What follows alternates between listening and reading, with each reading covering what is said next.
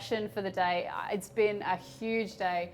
I'm really pumped about where we're finishing today, because obviously we talked about the mission that young people through our programs embark on at Future Anything, and that mission is to pitch an innovative solution that makes the world a better place.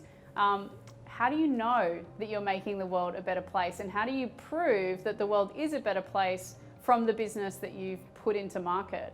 And so I'm really excited to have a chat to Will about how do you measure impactful impact? Like, how do you genuinely know, and sometimes maybe you don't, but what are the things that we can think about in the designs of our business solutions so that we can be purposeful around the change that we're trying to create? Because I think, as we'll, I'm sure, talk about, sometimes there can be negative impacts to positive solutions that we don't necessarily think about in the design. So Will, thanks so much for joining us today. I'm really stoked to have you here this afternoon. Glad to be here. Am I the last speaker? You are. Oh man. You're the big bang. So everybody's like exhausted. They're like, who is this guy? We're amped and ready for you. Okay, cool. Well, I'll try and like wake everybody up if that's what I have to do. Does that mean you're going to dance? You don't want to see that. That would be immediately cut the feed. Let's get out of here. You'd have that that error screen that would come up straight away. They would be like, this guy is so old, he's going to break a hip. Do you have a signature move though? I'm curious. It's kind of like a side, you know what, let's, no. I'm going to turn that into a GIF, No. guys, like it's coming your way. I'd love for you to maybe tell our young people that are listening, maybe because you've had a long and varied entrepreneurial journey, obviously tapping a lot into the mental health space, but you've had lots of opportunities that have taken you overseas. You've worked across different organizations and businesses. Tell us a little bit about you and how you got to be here. Sure. So I'm Will, Will Smith-Stubbs. I go by Will Stubbs most of the time because Will Smith is already taken. So I have a couple organizations. I have a non-profit called Spur.org. So we started looking at the problem of young male suicide in Australia and wanted to try and tackle that. And we thought, well, that's probably pretty easy to fix. Take an afternoon. 10 years later, still working on it. And over the past few years, we've also launched a commercial arm called Spur. And through that, we work with non-profits, organizations, corporates, governments, to figure out how do you get people to do something, how do you get them to take an action. And for us, it's all about creating positive behavior, positive action in society across child safety, sustainability, mental health, physical health, transportation, really anything. We have a new technology company that we're starting up now as well in mental health technology. But for me, I fully did not expect to be here talking to you in this situation, or talking to everybody watching. And the way that I got into this was not a typical kind of journey. I didn't have access to these sorts of things. You guys are so lucky to have somebody like Nick to produce this for you, to give you this platform and these resources. I totally fell into it, and I was very, very lucky to do so. So when I was 12, I got really sick with chronic illness, a glandular fever, chronic fatigue, and I missed out on about half of my whole school year. Isolation, physical illness, those were really chief indicators of depression and anxiety, and I fell into a deep depression. So when I was about 12 and a half, I was suicidal, and I almost took my life. I was very, very lucky to get through that with the support of my family and people around me. But the rest of my teen years were also very difficult with depression and trying to figure out how to survive, really. In my 20s, I went into kind of remission of depression, is kind of how I put it. But I still thought, well, that's just an experience that I had. I'll just try and forget about that, move on with my life. It was only when I was 24 that I met a friend of a friend who'd heard about my experiences of childhood depression and said, look, I want to do something about suicide. Do you want to help me? And I said, well, yeah, I can help you write things. I'm good at writing. I can help you produce things. What do you want? And he said, well, I want you to be the face of it. I went, oh, that's not what I had in mind, but I'll give it a crack. And so that required me to stand up there and talk to people in our video campaign on stages about what my experiences were like. And that was incredibly difficult. But I quickly found that when I would do that and I would feel vulnerable, judged maybe, very uncomfortable about it, I'd always finish a talk and parents would rush up to me and they'd say, I lost a kid to suicide, or like, I don't know how to reach my kid right now, or I've been there myself. And there was something in me that just triggered to say, this is what I want to do. I don't know what I would ended up being, maybe a florist or a baker or something. But for me, it became a life of how do I live in a way that is impactful and I can actually make a difference with the time that I have. And that's really how it happened. And from there, the co-founder and I, who are now a bit like an old married couple, we've, for the past 10 years, been working together on a whole range of issues and been very, very lucky to go all around the world working with the likes of Google or the World Economic Forum on really impactful projects. So to answer your question, it was a complete accident and using an experience that I had to try and do good.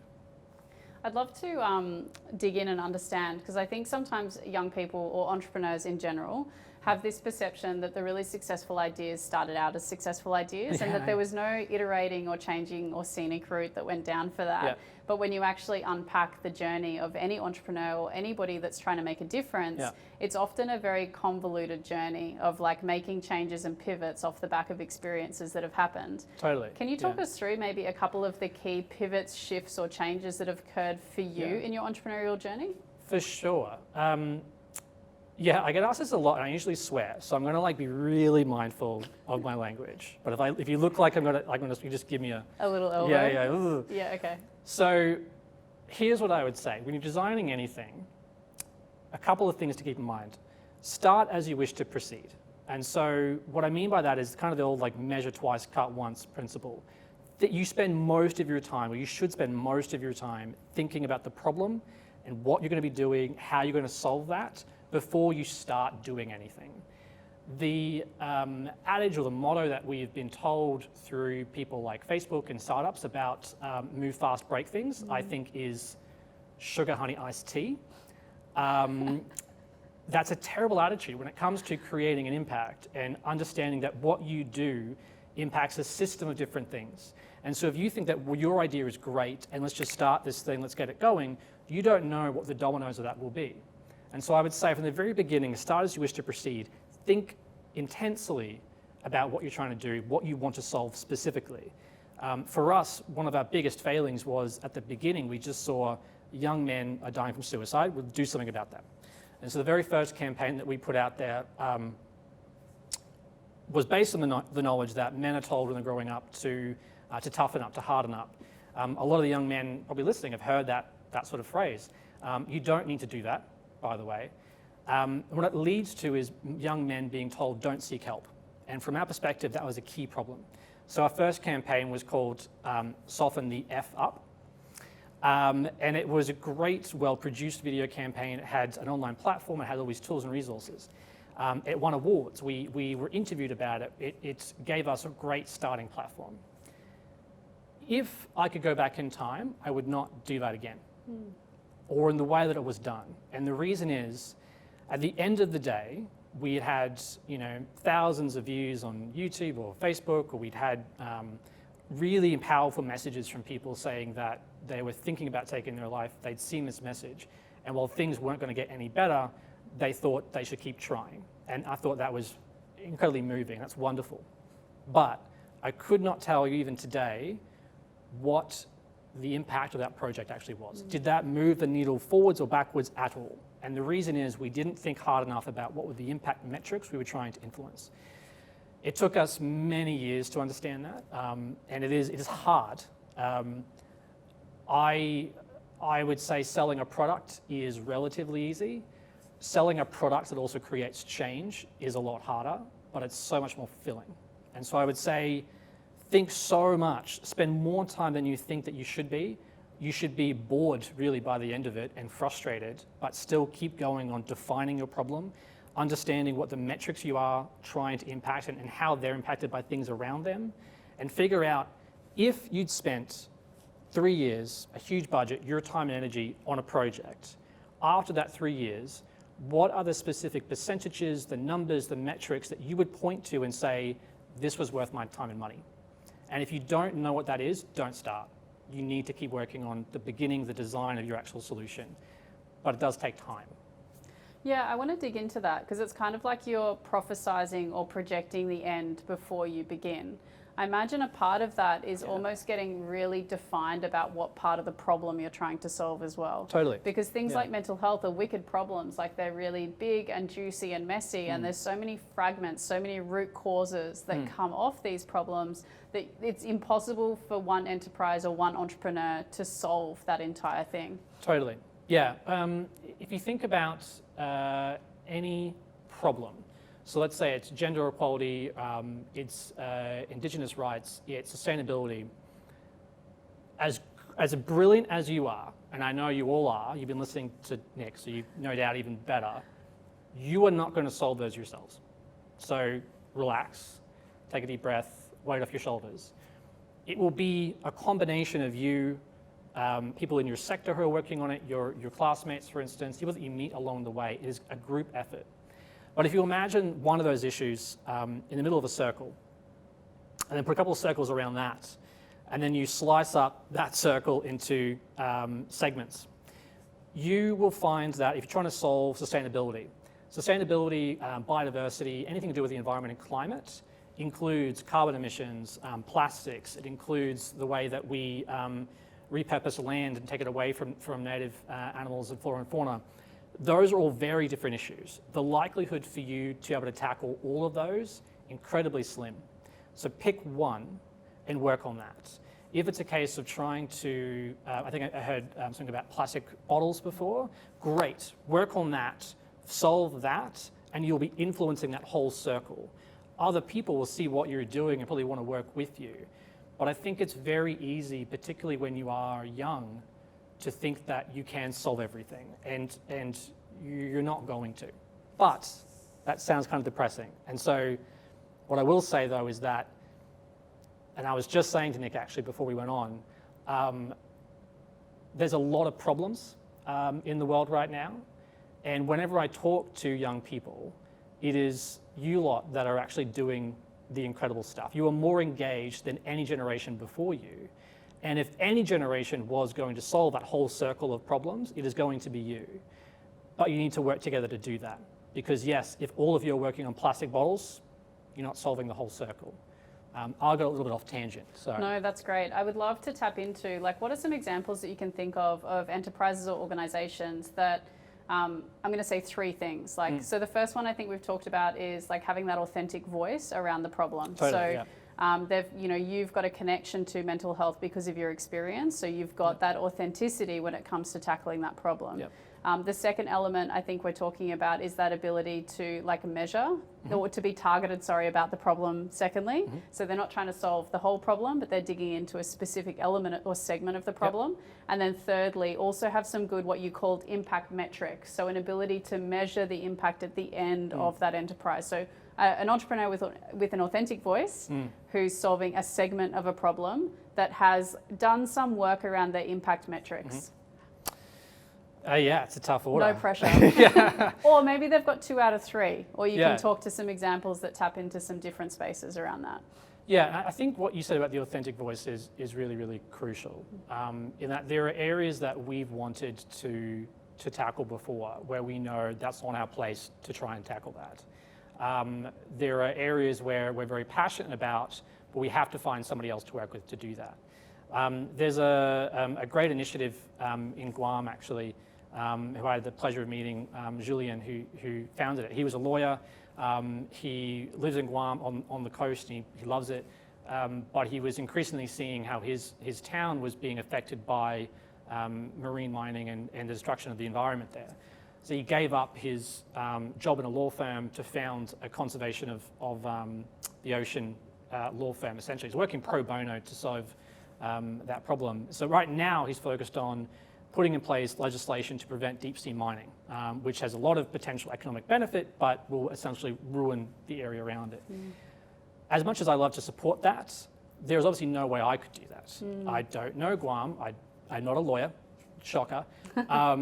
And so I would support him in doing that, and I can go there and help him track those metrics, but in no way should I be leading that. Similar sort of thing that I've seen around LGBT rights, for instance. Half of our company are LGBTQIA, so we support that immensely. And yet, as somebody who is straight, I know that I shouldn't necessarily be leading those projects. Whenever we have a project for that, we always put an appropriate person leading that project. That said, the authentic voice, and I would probably speak to the young men listening at most, your privilege in that is also crucial. To dismantle the systems that have created injustice and imbalance of privilege, it will be you that actually helped push that forward by using your own privilege. So just bear that in mind. In terms of impact metrics, it really depends on what you're working on. So for instance, I loved the sock line example you gave. I want to get some of those. Those are brilliant. Such a simple, brilliant idea. And did I understand you were raising money? For Kids Helpline. For Kids Helpline, great. So the Kids Helpline, you know that every dollar you get will increase the amount of time you can be on the phones by, let's say, a few seconds. So pretty easy impact metric to say, every dollar I raise, therefore every second we can spend with a kid who needs help. And then Kids Helpline can then look at all that data and say, well, we know this year we've helped X number of kids, and so they're less likely to be at risk, or we've helped improve their socioeconomic situation. That's really easy. Well, no, it's not easy. It's challenging, but it's very doable. When it comes to something that's much more esoteric, like mental health or equality, that requires a lot more work to figure out how do you actually know what you did made any difference. And that's where it is absolutely crucial, as I said, to spend your time at the beginning to know what are the things that influence this. There's the Prince story by Lauren Shuttleworth, Words with Heart. Yeah. Huge fan of Lauren. I'm so glad I'm a friend of hers, which, glory by proxy. Lauren does an incredible job of knowing that every notebook that she sells provides X number of days for education for a girl in a school somewhere in the world. That is a really good indication of if you're trying to solve gender equality, women's education, knowing that number of days you can provide is crucial. There are other ways to influence that, but you need a metric. It's not enough in my mind to say that we're going to raise money for gender equality.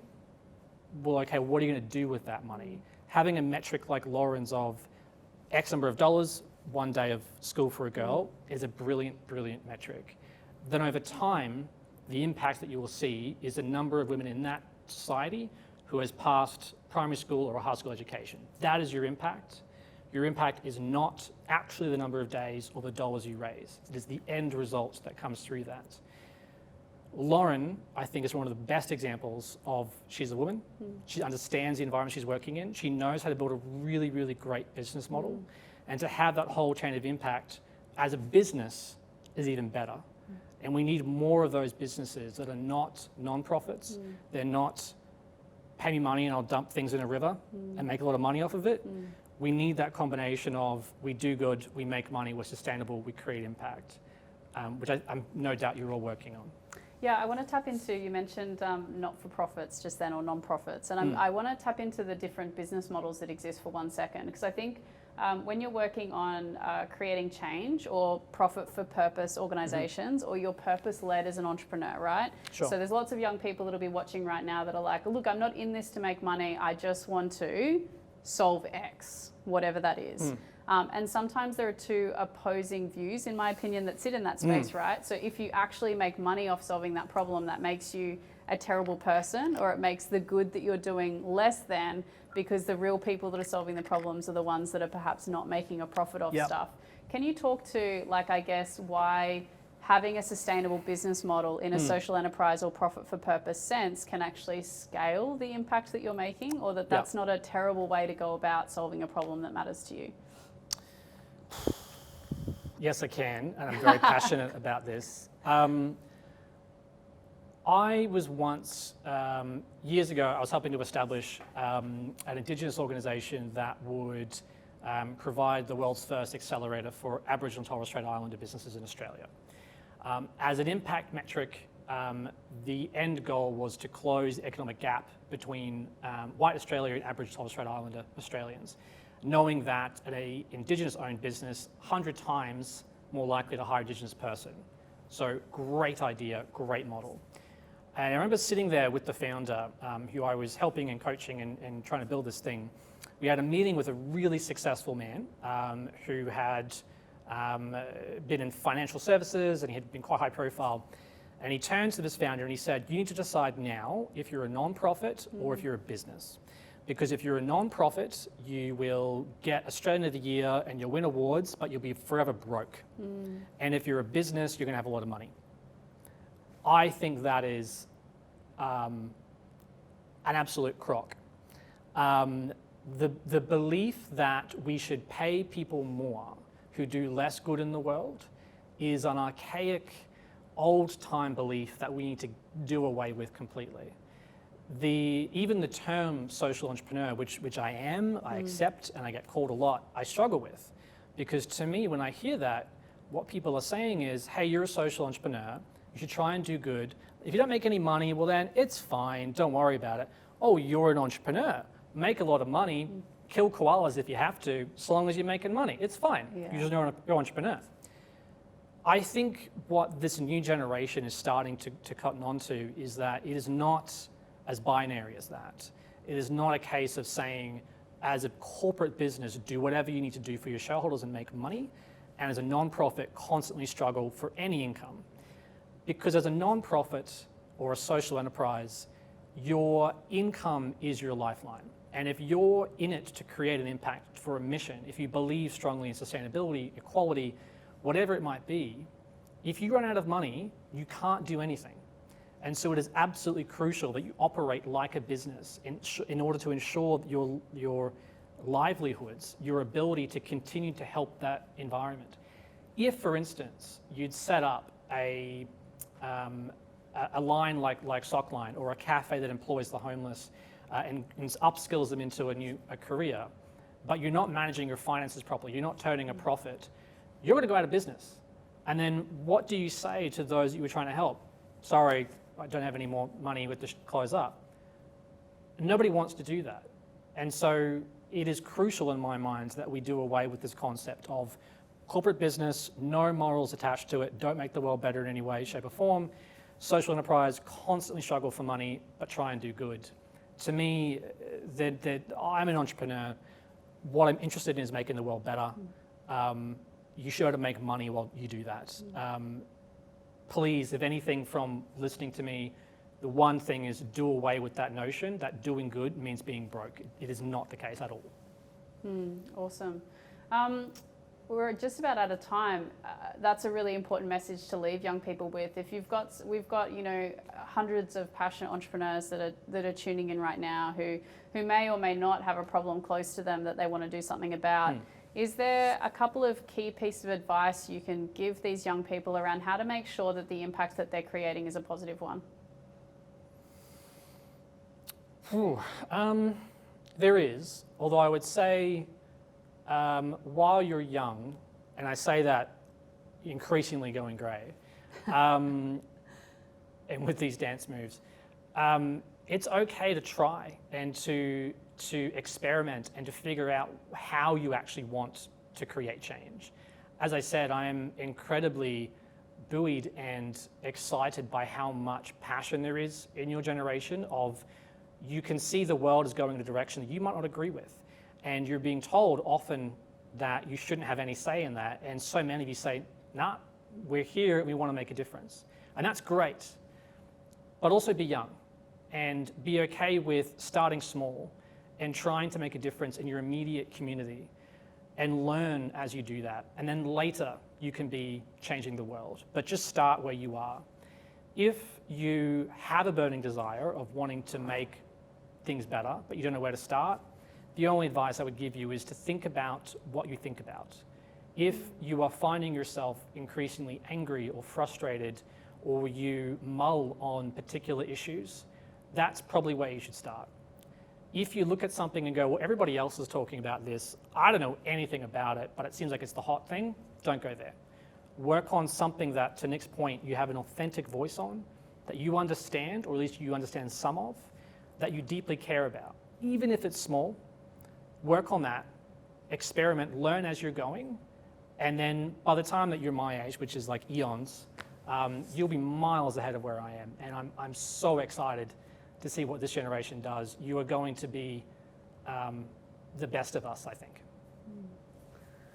Amazing. Will, thank you so much for your time. I always get so much out of our conversations and the wealth of experience that you have to offer. Legends watching in your classrooms or at home, we're going to take a 5-minute break. And then we're going to jump back in for our last sort of 10 minutes closure to what I hope has been a really amazing day for you guys. We'll see you in 5.